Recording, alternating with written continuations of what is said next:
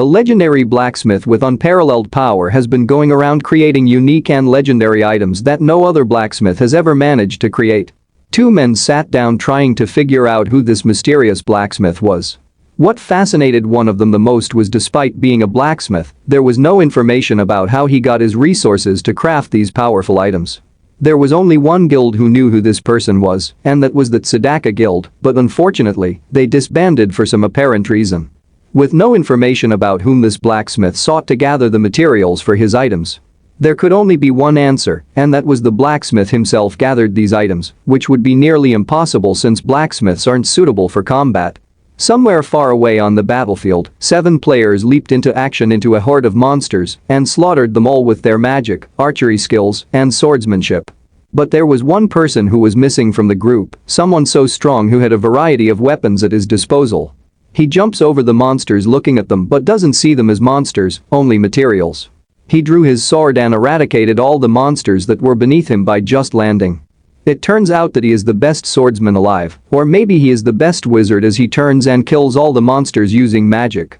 One of his friends punches him so that he can stop playing around. He was none of those things, this person was the legendary blacksmith who made unrivaled items and armor. He decided to stop fooling around and drew one of his failed weapons. He readies himself with a smile on his face and disintegrates every one of the monsters that rushed towards him. In the world of virtual reality called Satisfy, where billions of players from all over the world gather in a fantasy world so vast and full of content. It's so vast that it could be considered as another world due to its large open world. We start the story in a gloomy cave with men covered with cloaks. As to why they all gather in this cave, we first need to learn more about the cave itself. This is no ordinary cave, this is the dungeon Cork Island, specifically on the 14th floor, where the boss Helgoa spawn once every 2 weeks. This person is the one who leads the group, and throughout his time he has tried to defeat the 14th floor boss Helgoa, but unfortunately, each time he was unsuccessful.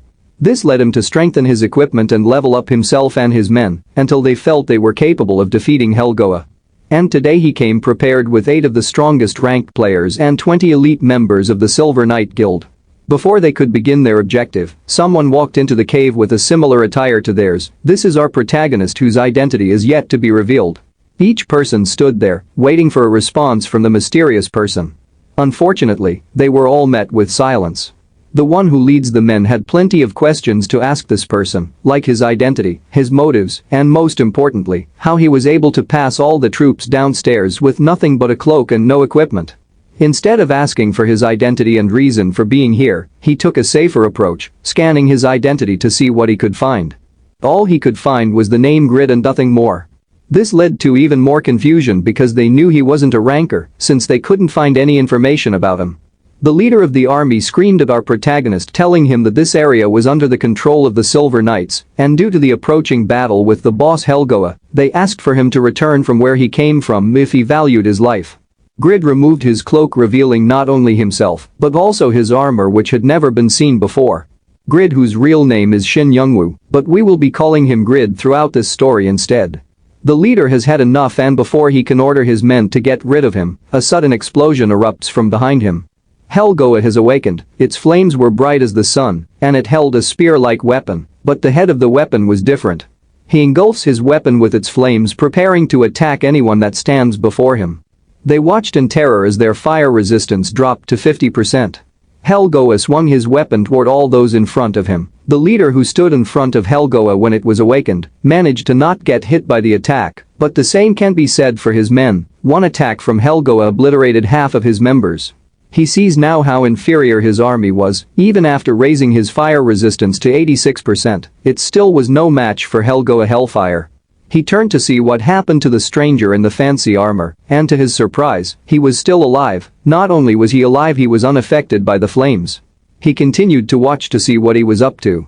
Grid opened his hand and a bright blue light appeared, materializing a pickaxe. He then began to mine something in the middle of a fight, as if nothing was happening. The flames of Helgoa did not affect him as he stood beside the floor boss, unbothered by its presence. His motive was to retrieve a mineral that appeared on this floor only when the boss had spawned. Helgoa had had enough of his insolence and prepared to strike down Grid. He struck him in the back with an attack, creating an enormous blast comparable to his first attack. The leader stood there frightened by Grid's courageousness to take an attack from a floor boss head-on. He knew there was no chance of him surviving such a blow, but right after saying that, the smoke cleared up revealing Grid still standing unscathed by the attack. Both of them stood baffled by what just happened. Instead of worrying about Helgoa, Grid was only bothered by its flames as it was annoying him, making it harder for him to mine. The leader of the Knights asks Grid how he managed to stand after such an attack. Grid turned and looked at him. Helgoa immediately swung its weapon, striking Grid in the back once again. Grid was still unbothered and unscathed from the attack. Rather than retaliating, he turned towards the leader of the Knights and answered his question. With a smile on his face, he told him that it was the effects of the item. To know how Grid became this strong, we first need to return to when he was a regular player. Grid was a level 73 player who took on an S-rank quest, not knowing this quest would change his ordinary life into something remarkable. Unfortunately, Grid did something that angered the one who gave him this quest, which led that person to send his men to kill him. Grid was struck in the back by one of the men sent to kill him. He wonders if this is where he will meet his demise. The quest giver Ashur, who gave Grid the quest, approached him dissatisfied with his action because Grid had broken their contract due to his hunger for profit. Ashur admitted that he had no hopes of Grid completing this quest. Don't be mistaken, it was not because Grid completed the quest that made Ashur angry, but it was what he did when he completed it. After being confronted, Grid still felt he should be rewarded for his months of hard work to complete this quest. Ashur looked at Grid with disgust and had plans to reward Grid. As for what his reward was, he rewarded him with death as his men stood behind Grid preparing to kill him. Before we see what happened with Grid, we first need to see what he did to deserve such a fate. The world of Satisfy is very large, as I stated, and full of mysterious lands with items waiting to be discovered. Grid, a wandering player, so happens to stumble on one of these lands, which holds a lot of valuable items, gear and wealth, ready to be confiscated. Not only did Grid discover such valuable items, he also found the item needed to complete his S-rank quest, which will make him an S-rank player. The item in question was the legendary Craftsman book. Grid took a moment to shed a few tears of joy after accomplishing such a hard quest, which took up to a month to complete. He's happy he was resilient and never gave up. After seeing his quest completed, he only hoped that his pay was good. Grid tried to check the value and rarity of the book, but he needed the Eye of Palalian to use appraisal to check its rarity. He recalled seeing the item needed, but he unfortunately couldn't afford it. Grid held his hand on his head and crouched on the floor, fed up with the game always asking for his money, plus Grid had already taken plenty of loans to use on this game. But rather than forgetting about using appraisal, he decided to take the bankruptcy path, spending 500,000 on the Eye of Palalian. The book starts glowing, showing its rarity and its true name. Grid had received the legendary class Pagma's rare book. The book Grid received contains secrets of the legendary blacksmith Pagma, who managed to transcend human boundaries. If Grid decides to use this book, he'll gain the class legendary blacksmith and become Pagma's descendant. Grid was too shocked to speak. After coming back to reality, he saw what he was holding, and he could not believe it. Grid hit more than a jackpot with this item, depending on what he decides to do with it. If he used it, he could have one of the strongest classes available.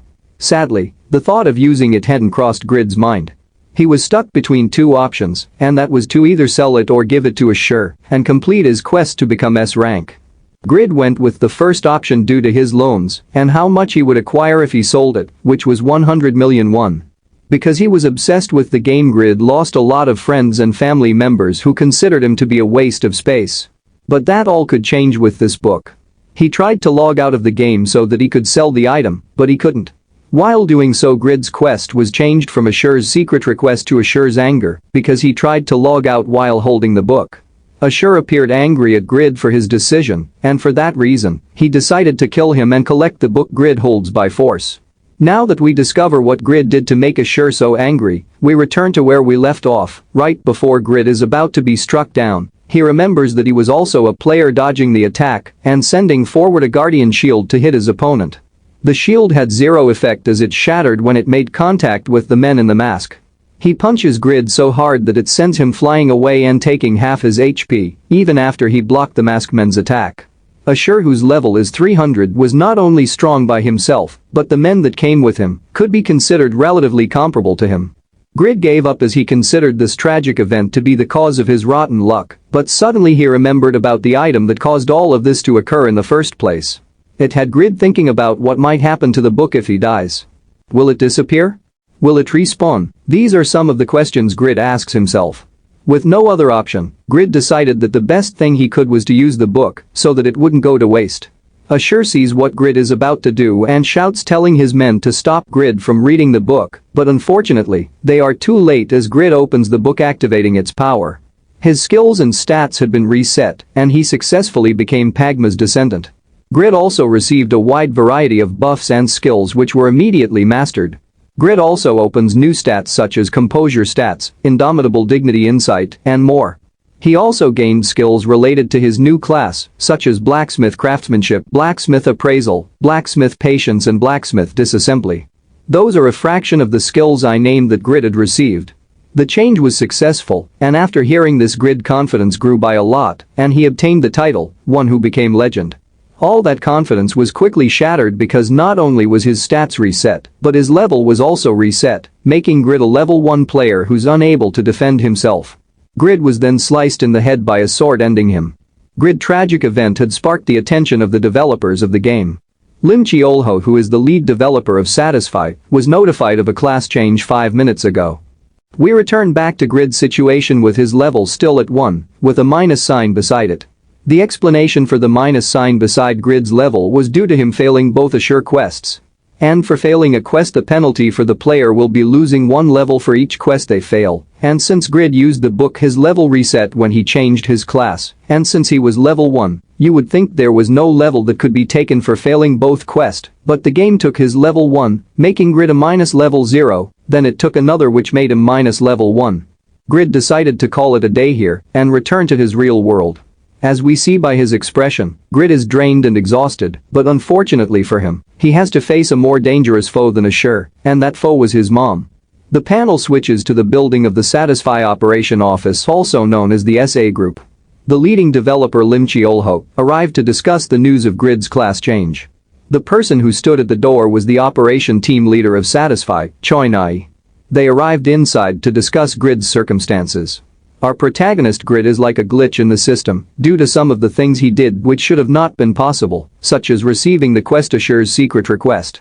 Choi explained to Lim Chiolho Grid's outrageous playing style for exploring countless areas and dying to monsters who are completely out of his league, but somehow Grid's determination and obsession was one of the main factors that led him to find the book, she thinks. But she particularly sees it as just coincidence. Lim Chiolho, on the other hand, thinks otherwise because unlike Choi, he sees persistence. Choi still believes it's just by chance that he happened to find the book. Lim Chiolho laughs at her comment. Was it by chance, he questions her. There's a supercomputer named Morpheus which is capable of calculating the time of when an event will occur.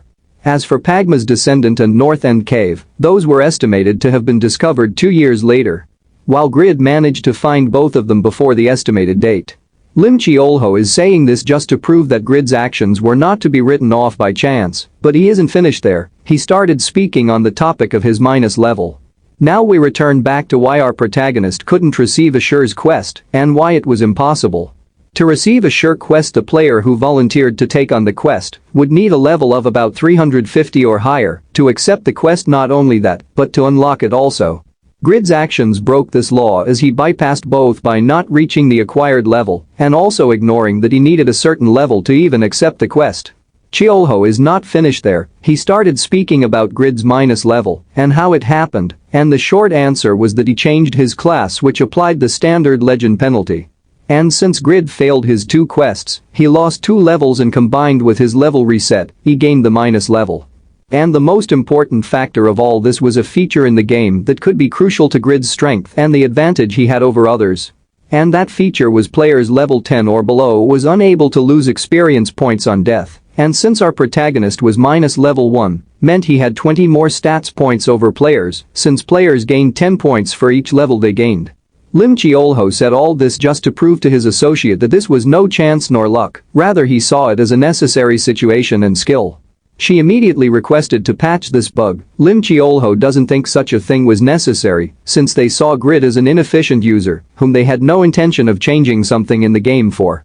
He also considered Pagma's descendant as a weak class, so there was no need to be so hasty. After such words, he got a sudden shock as if he just remembered something which frightened his colleague. He told her not to worry and to keep him updated with important news. We return back to Grid at his workplace, but it is as if he is in a trance, as if his mind is somewhere else. With the help of those whom he worked with, he was able to snap out of it. Grid got up to go collect his pay for the day. While he was doing so, his colleagues started talking about him behind his back, as if he couldn't hear them. Not only were they speaking badly about him, they also insulted his odor and his appearance, as it reminded them of shit. They continued to brutally insult Grid by assuming he had no talent whatsoever. Grid collected his pay and sat outside feeling pathetic, because all he could think about even after receiving his pay was the game. He felt ashamed that the first thing that came to his mind was satisfy. If losing Pagma's book wasn't enough, he was insulted by those whom he considered his colleagues, and so Grid had to deal with the pain of losing millions of won. Was this fate or misfortune? Lim Chiolho drove past Grid, not knowing that that was the player that bypassed their system. Even after he was going home, the conversation he had with Choi Nai still dwelled in his head. It had him thinking about what Choi Nai said about Grid not being special, but unlike her, his opinion of Grid was different, so much so that he felt that Grid not being special might be his advantage. It was just all up to our protagonist to find out what his advantage is that he has.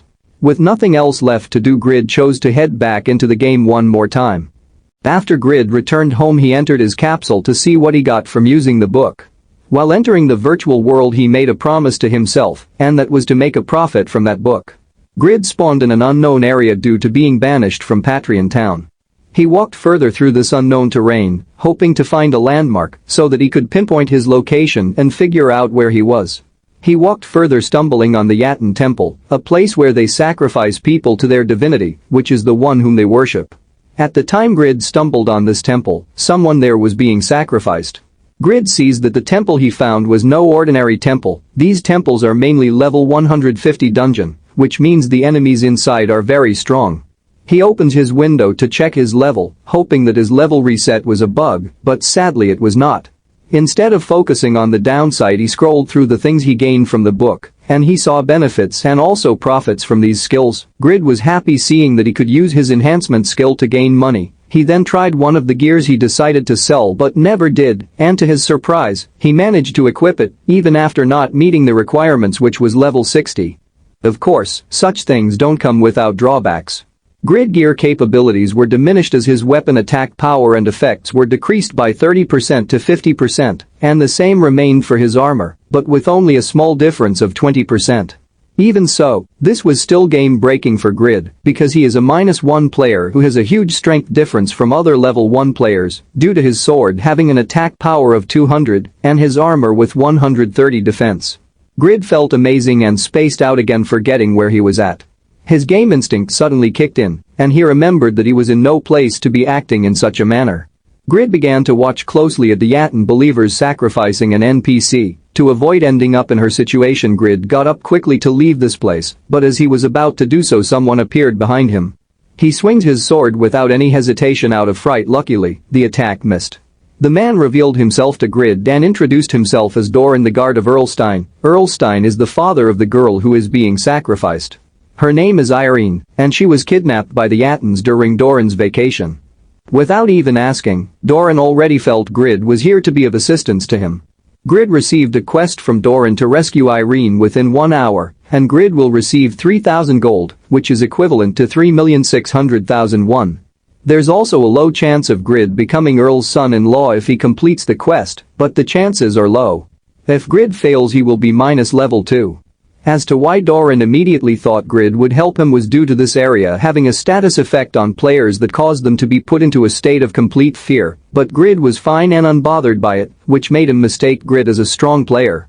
Grid opened his window to see how a weak individual like him managed to not be affected, and that's when he found it. The cause of him not spiraling into complete fear was all due to his ability, composure. With this skill, it's hard for Grid to be affected by status effect due to the chances being lowered, and even if Grid somehow got affected, it would wear off in no time. Doran looked at Grid with an innocent expression, thanking Grid for taking his quest, even though Grid gave no response. Grid tells him to his face that he won't be a part of his rescue. Rather than accepting Grid's refusal, he continues to force him into joining him as if he didn't hear him, but Grid is not about to allow himself to be forced into some dangerous mission.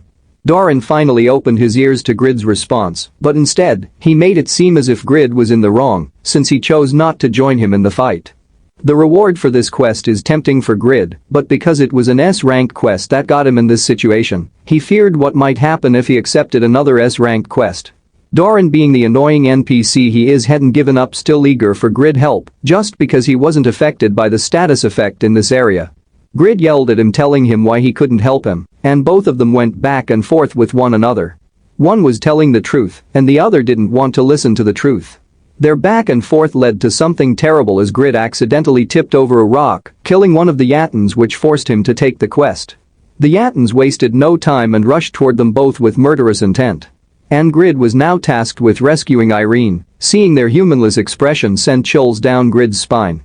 Grid knew his armor was no match for these enemies because he was a minus player with strong armor, didn't give him any sort of edge above these enemies. Compared to them, Grid was only a level 34 player, while they were level 150, which meant one hit from one of these enemies could kill Grid. Yatan started flying and dropping like flies, and it was all due to Doran, whose strength was able to rival these strong enemies. None of them stood a single chance against Doran as he kept slaughtering them all with little to no effort. Grid saw hope after Doran displayed his skills to him. It made him feel he could survive this fight. More Yatans appeared behind Grid, making him take back his words of survival. Doran shoved Grid off the edge while still believing he was a strong player. They both fell to reach Irene, and before Grid could hit the ground and die by taking fall damage, Doran activated Levitate to stop their fall. Grid thanked him for saving him from the Yatans and also from dying from fall damage, but their fight does not end there, and Doran remained delusional about Grid's strength as he believed Grid was storing up power all this time, which he then told him to use. All the Yatans who were in charge of completing the sacrifice ritual began chanting black magic. Doran acted fast and took out as many Yatans as he could before they cast their spell. All close combat Yatans charged in at Doran to protect their Yatan spellcasters. As for Grid, he remained in the back while he watched the fight go on. Grid decided to do the best thing he could do at that moment, and that was to cheer for Doran, but sadly, the tides were shifted to the Yatans' favor as Doran was hit by one of their spells. The spell started to tamper with Doran's soul, turning him into a mindless puppet. Grid's last hope of completing this quest was crushed as he saw his only opportunity trampled. The Yatans laughed, declaring victory over Doran and Grid, but their enjoyment was cut short as Doran broke free from the spell and shouted his name. Doran is the Shadow Blade who protects the Stame family. NPC with names are very strong and also important within the game, which makes Doran a very important character in Satisfy. They quickly tried to cast another spell to subdue Doran. Doran sends his lighting blades toward the Yatans. They block Doran's attack. Suddenly another player appears out of nowhere with her quest being to guard this ritual. Her name is Yura and she's here to defend this ritual. Yura is a Korean player who has brought a lot of attention to herself all over the world because of her skills, making her a global sensation. She's nicknamed the Blood Witch due to her blood magic that allows her to manipulate blood. She's also the #1 black magician in the world, making her undoubtedly a fearsome opponent. Not only was Yura popular because of her skills and talent, but she was also able to break the boundaries of her class and surpass the standard limits, which allowed her to understand and grasp her magic more efficiently than any other black magician. She immediately went after Doran and Grid, attacking them with her magic, which they managed to dodge. She turned her attention towards Grid with an innocent expression, but with hostile intentions. The problem Yura had with Grid, which also confused her, was that Grid was wearing weak armor despite being in such a strong place, which also made her mistake Grid as a level 80 player due to his armor. Grid was too on guard to even tell her the truth about his level. Instead, Grid turned to Doran and began to hype up his power, warning her not to take Doran lightly since he's a named NPC. She sent more of her blood magic attacks toward them, unbothered by what Grid just said, since she only came here in the first place to celebrate turning level 230. Doran too was not fazed by her strength as he dived toward the attack and cut right through it, using his kunai blades, while leaving a few words of advice towards Grid, letting him know that he could always win a fight if he's a step quicker than his opponent. Doran was stopped in his tracks by another one of Yura's skills while detesting his body, calling it feeble. Yet again Doran prevailed over each one of her magics and continued forward to save Irene. He sent more of his kunai at Yura, which had no effect when clashed with her blood magic. Yura was impressed by Doran's stamina usage. He then let her know that he had plenty to spare, which would be used to take her down.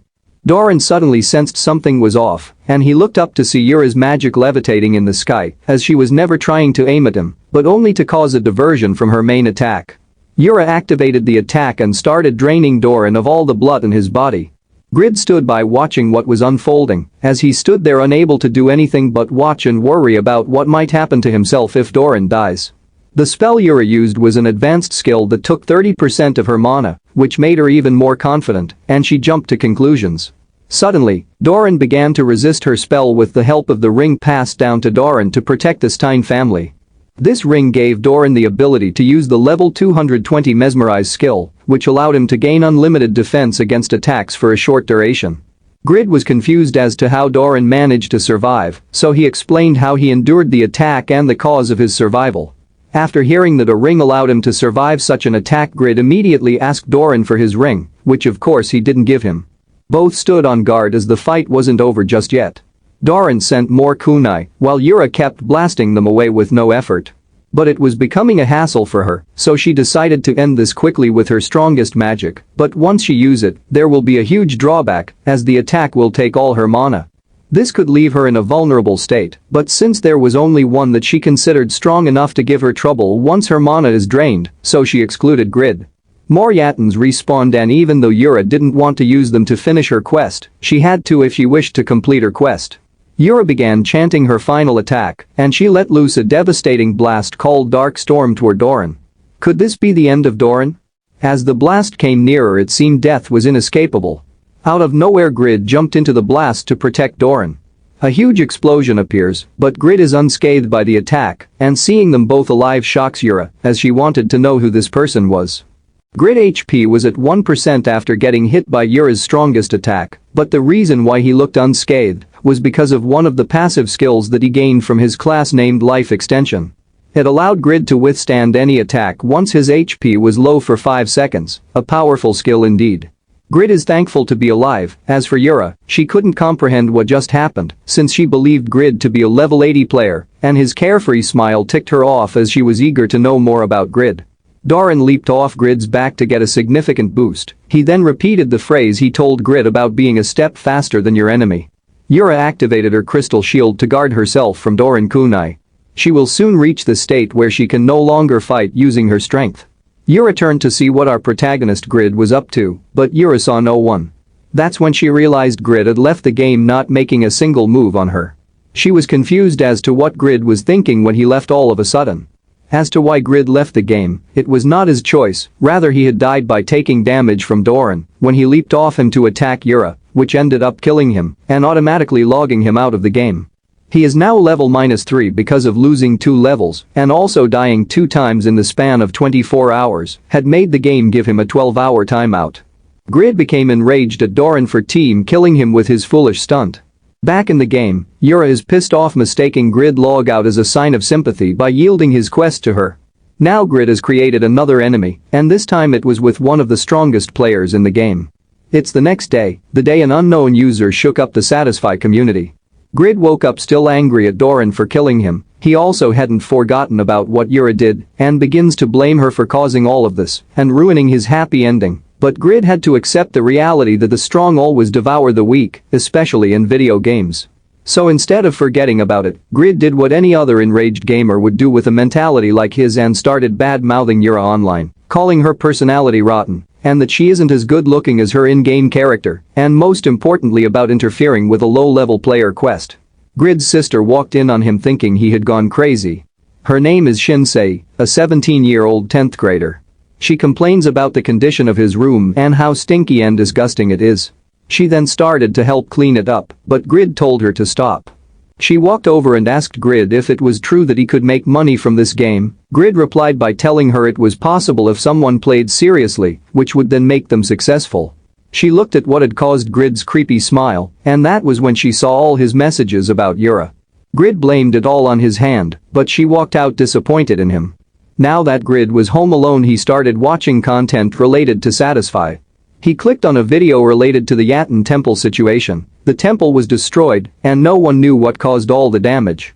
Their investigation led them to discover that Yura was present at the tower and that she was the cause of the destruction. They assumed that she was fighting another player. They brought a player who was able to witness everything happen.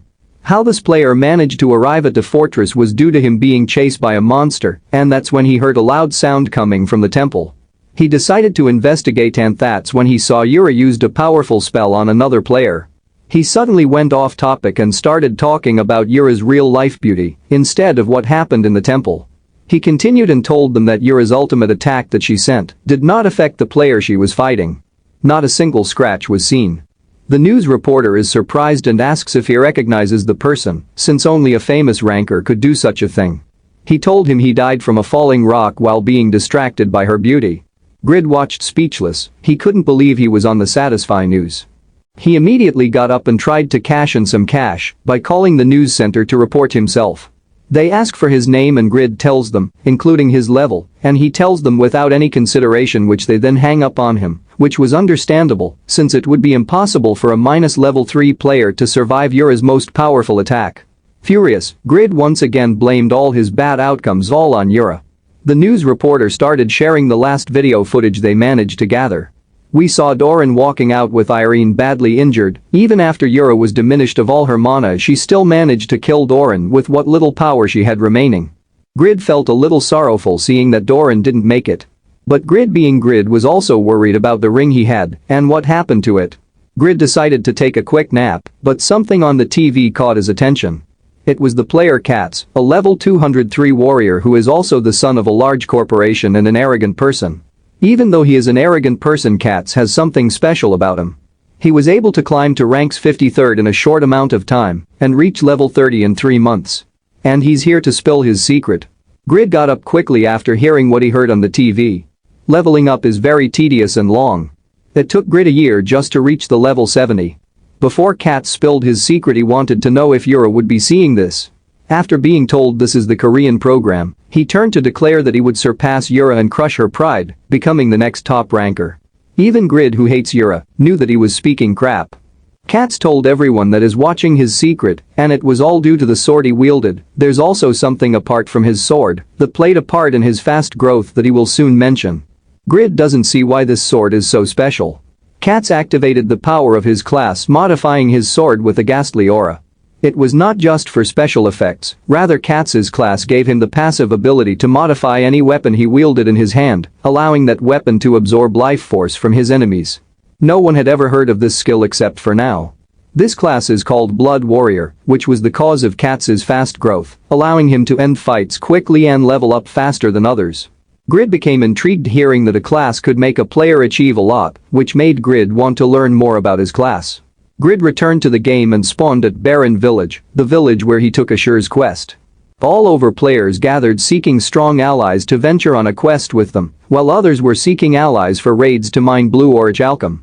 It would be impossible for Grid to join any of these parties because of the difference in level, and the monsters that roam this area will also be level 100 and above.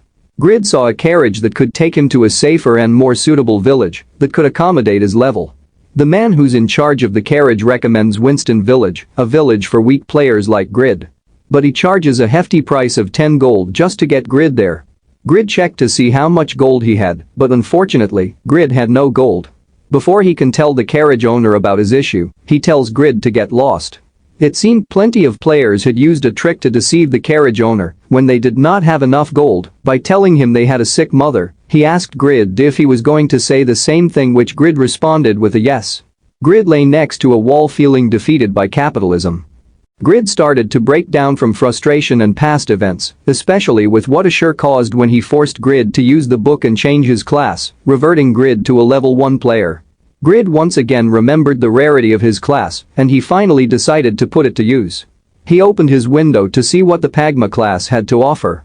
Grid class allowed him to increase his reputation, depending on the item rarity he created. For rare items, Grid would gain 30 reputations, for epic 80, unique items 300, and for legendary items, Grid could gain 1000 reputations, with each item created also getting additional stats. Grid also mastered everything except for his legendary blacksmith craftsmanship, and with his creation skill, he could create any armor or weapon he so desired. With each level, Grid gained 3 item production method, but he could only do it 3 times until it restores. And since Katz's class allowed him to achieve such achievements, Grid couldn't imagine what his class could do. He begins the creation of his weapon, and as for the weapon he chooses to create was a great sword. Before Grid could create his great sword, he first needed to choose a material to begin the process. He chose to use a strong material like blue orichalcum, since he heard a player recruiting players to mine blue orichalcum. For the last step to begin weapon creation, Grid must draw the blueprint of his weapon and choose its characteristics. Grid decided to draw a weapon that is huge and strong, just like a shark that's also heavy, but light at the same time, and dark and shiny. This is where Grid's imagination starts to run rampant as he begins to create one of the most overpowered weapons in the game. Such as having the weapon attack power be greater than 10 million with meteors falling from the sky with every swing. Grid isn't done there. He wanted his weapon to ignore his opponent's defense and instant kill. His weapon is finished. It might not look amazing in the eyes of normal people, but to Grid, this was a masterpiece. The process started, and due to Grid's wild imagination, it couldn't grant his wish, so it began to fix a few of the things he wanted.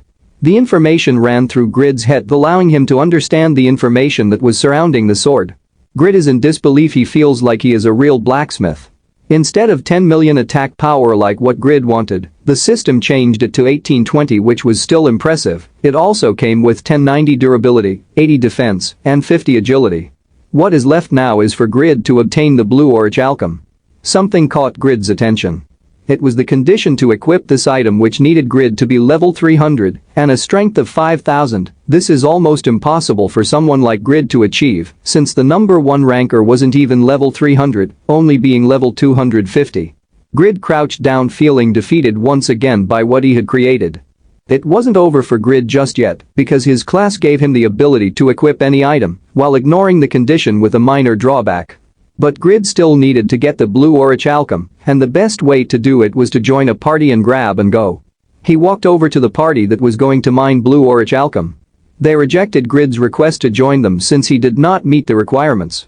Grid chose to lie to them about his level by using his armor as an excuse. This could have worked in deceiving other players, since low-level players aren't supposed to equip armor with higher levels than theirs, but it didn't matter to them. Rather, they felt disrespected, that Grid would think they only relied on gear. They began to insult Grid for his lying and shameless behavior. Another player named Regas approaches them, vouching for Grid so that he can be led into their party. All he needed was someone to handle the leftovers while his guild, the Tsadaka Guild, handled the boss. Regas, who is nicknamed the Holy Fist, is one of the rankers who are praised for their incredible talent and strength. His reasons behind Grid joining were so that he could help with the cleanup, which Grid had no problem with. Grid felt delighted that Regas came to his rescue. Now he could carry out his grab and go. What Grid didn't know was that they were going to test him to see how strong he is. Once again, things could not turn out the way Grid wanted without something getting in his way. He's now in deep trouble as he now has to face a ranker. Grid chose to run away rather than humiliate himself. He had no more choice other than to make money for the carriage. While running, he received a notification from his system window telling him to name the sword he created. Grid didn't see the point in naming a failure of an item like this, but since the system asked him, he decided to name it a failure. Grid stopped by a blacksmith named Smith. Grid asked him for a blueprint for an item that sells well. Smith felt disrespected by Grid since he didn't know Grid was also a blacksmith.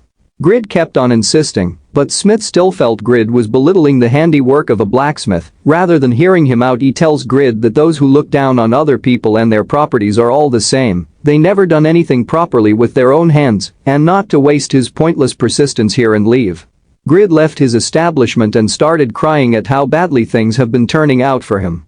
Smith returns to Grid and gave him a quest to chop 500 pieces of firewood so that he would stop crying and annoying his neighbors. Grid had to be careful when chopping this firewood because one mistake and he could fail the quest. He tried seeing if his appraisal skill would work on the axe, and so he tried it. Grid's understanding of the axe had reached 100%, which allowed him to pinpoint the perfect spot to chop the firewood. He chopped the wood in two perfectly, which made him happy seeing how amazing his passive skill is. Grid now sees how good his class is and how he'll be able to become successful with it. 2 hours have passed, and Grid is completely out of stamina due to his level. He only had enough energy to chop 150 of the firewood. He stood up, squeezing the last bit of energy he had remaining in his body. Grid wouldn't be defeated by these objects, with his motivation being to get out of this city and avoid procrastinating his true objective. Because of his persistence, Grid unlocked his persistence stat, which allowed Grid to not get tired easily It also came with a few additional stuffs, such as his equipment rate being increased, feeling satiation duration increased, and lastly, for every 10 points Grid placed into his persistence, his indomitable stat would increase by 1. His exhaustion went away after unlocking his new passive skill, some more time passed, and Grid was finally finished with his quest as he lay behind his accomplishments exhausted. Grid went overboard, chopping 500 more than requested by Smith within 6 hours.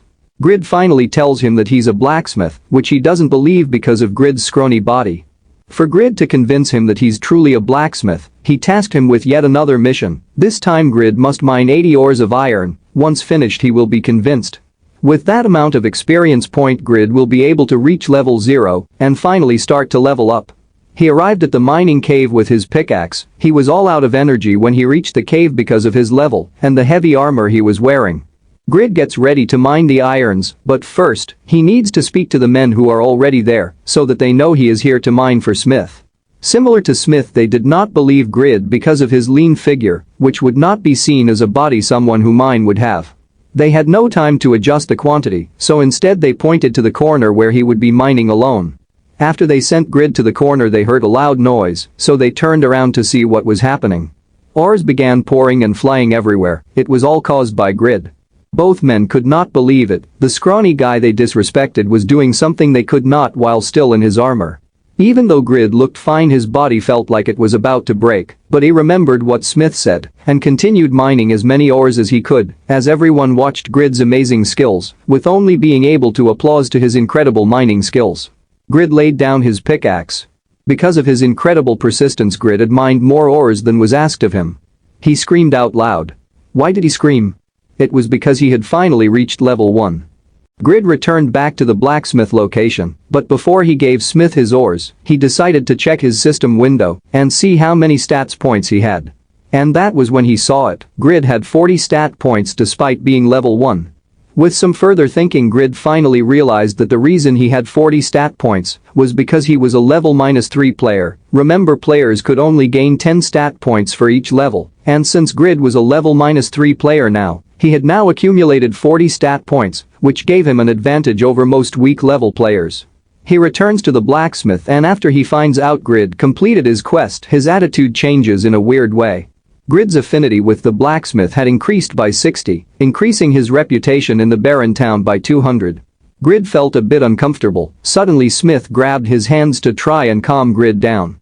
After that weird exchange, Grid reminded him why he was here in the first place, and that was to seek out items that sell well.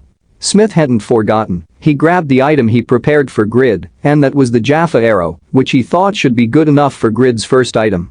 Grid mistook the arrow as a frail arrow that wouldn't sell for anything. Smith made sure to let Grid know that it wasn't just a fancy name. The arrow had a bit of Jaffa blood within it, which gave it the special effect that allowed it to ignore some of the enemy defense and would work well in raids against enemies such as golems and the Guardian of the forest where the blue orichalcum is located. Grid used his appraisal skills, which increased his understanding of the arrow by 89%. Smith decided to teach Grid the ways of creating this arrow, with a weird look on his face with his cheek blushing. He goes over everything step by step. First, he melts the ores by putting the right amount in the furnace, then removes the limestone and impurities from the iron. Smith then poured the melted iron into an iron container, which will then turn it into pig iron, which isn't very suitable for weapons. So to make it suitable, he needed to reduce the carbon content using a method called steelmaking. This next part is up to Grid to complete, and he gets straight to it. The Pagma class showed Grid the perfect steps to take without making any mistakes. Because Grid is sensitive to the flames, his class measured the temperature coming from the furnace. Grid imitated Smith by pouring the melted iron into the iron container just like he did and successfully completing his quest. It seemed the furnace wasn't the only thing hot in this room, as we see Smith behind Grid with his mouth drooling while complimenting Grid's work and his figure. Grid quickly moved away from him. Let's ignore what just happened and continue the story. Smith saw great talent within Grid. He describes it as if Pagma, the legendary blacksmith, was reborn. Grid is now leveled up to level 2. There are just a few more steps left until Grid can fully create his own Jaffa arrow. Next is to create the head of the arrow by mixing and heating the molten metal together constantly, then pour it into the iron mold. After 40 minutes, Grid should have a well-shaped arrowhead. Now it is time for Smith to modify the head of the arrow by making sure each side is well balanced. Lastly, the next step for Grid is to place the arrowhead into a well-balanced arrow shaft so that the penetration can increase even further. Smith hands his arrow to Grid and asks him if he thinks he can recreate it. With a smile on his face, Grid answered Smith, telling him he could do it. Because Grid understanding had reached 100%.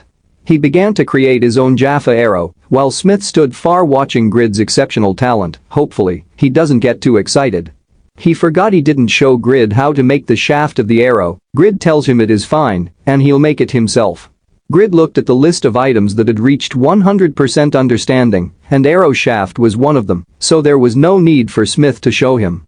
While creating his arrowhead, Grid promised himself that the day would come when his list would be filled to the brim with armor and weapons and all sorts of stuff. After creating the head of the arrow, Grid chose to do something that Smith never showed him, and that was quenching the head of the arrow into water, which would allow Grid to use another method called tempering. His persistence to make money allowed Grid to go above and beyond to create a good arrow worth buying. He is now finished with his arrow. Suddenly light starts to emerge from the arrow. Grid passive skill, legendary blacksmith breath, tampered with the arrow. He has no clue as to what's going on. This new passive skill only activates when Grid is focused on creating an item, making the will of Pagma descendant fill the item the user is focused on creating, increasing the item stats by 5% and a rare chance of the item gaining a special feature. Grid had created an epic Jaffa arrow, which has a chance of completely ignoring an enemy's defense. Grid's stats have also increased by 4 because he created an epic item. He also gained 80 reputation and 300 experience points, making him a level 3 player. Smith is yet again blown away by Grid's skills. Unlike Smith's happy reaction, Grid on the other hand was sad that the epic trait had to be applied to an arrow instead of a sword. Grid still felt happy with his achievement, since there isn't any arrow in Satisfy that exceeds 40. Grid got up and smiled after seeing what his class could do, especially after knowing that his arrow was better than most level 20 one-handed weapons. It is now time for Grid and Smith to path ways. Before leaving, Smith handed Grid 100 Jaffa arrows and 3 Jaffa ingots. Grid is surprised at the amount of items Smith gave him. It makes him wonder if it's due to their high affinity. Grid told him thanks and prepares to leave. Before leaving, Smith tried one last time to convince Grid to stay with him, which Grid declined. The weights of the arrows and ingots will hinder Grid's pace in reaching the town, but he doesn't care. As long as Grid can sell these items and leave this town, he will push forward. Grid finally pathways with Smith, but not before waving to him as a way of thanking Smith for his help. The panel shifted to the scene of the Guardian of the Forest raid. Players are tossed aside like garbage by rock golems. The golems gets ready to finish them off, but before they can do so, an arrow comes flying, destroying one of the golems. They both fall to the floor and crumble into pieces. The player who shot the arrow is Jashuka, the Tzedakah guildmaster. She shouts at the players to stop lounging around.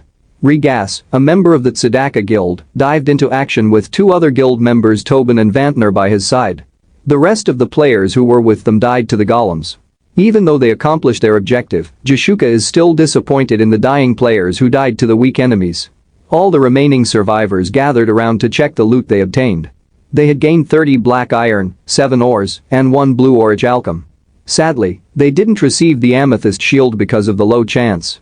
All they had received for fighting all day was 1 blue orichalcum. Jashuka asked her guild member Tobin for the number of players that had died during the raid. He combined those they recruited and those that were a part of their guild, which made up 75. Because of the casualties and the difficulty of their linked quest, Jashuka had to take countermeasures before proceeding any further. She decided to head to Baron Village to discuss their plan. This is their 4th time doing this raid with no good results. She also has come to realize that the value of the Guardian of the Forest is falling among the users, meaning players are becoming uninterested in the Guardian of the Forest. This is very bad for them, since it will be hard to find players to raid the Guardian of the Forest in the future. The Tzedakah guild might have strong rankers, but their rankings aren't very high compared to Yura and many others, and because of their small size makes their name comparable to the size of their party, which is small. There was once a game before Satisfy named LTS, which Jashuka and the 17 members of her guild always played. Due to their small numbers, whenever they decided to go on a raid, they would always recruit ordinary players to join them, but even that had its limits. Tobin suggests that they put aside their raid for now and strengthen their party because, without the amethyst shield, they are unable to continue their linked quest. They all agreed with Tobin's suggestion. Jishuka also agreed, but there was something she wanted to add to increase their strength even more. She announces that each guild member will focus on individually leveling up and enhancing their gears within 3 months. She also warns them that if every one of them doesn't gain 15 level, they will die. Regas, on the other hand, needed to gain 20 levels, unlike his fellow guild members who had to gain 15. Now that their meeting was over, Jishuka immediately began her leveling up, but first, she needed to buy a few Jaffa arrows. While scrolling through the results, something caught her attention. It was the price of 1 Jaffa arrow, which was triple the price of the normal 6 silver per arrow. Suddenly, she saw why the price was so high, and it was all because of the rarity of the arrow. She couldn't believe it. She had never heard of nor seen such an arrow before. She wanted to know who made these arrows, since the top 2 blacksmith rankers Panmur and Steng could not make these. This made her realize that this mysterious player had surpassed the 2 top blacksmiths in Satisfy.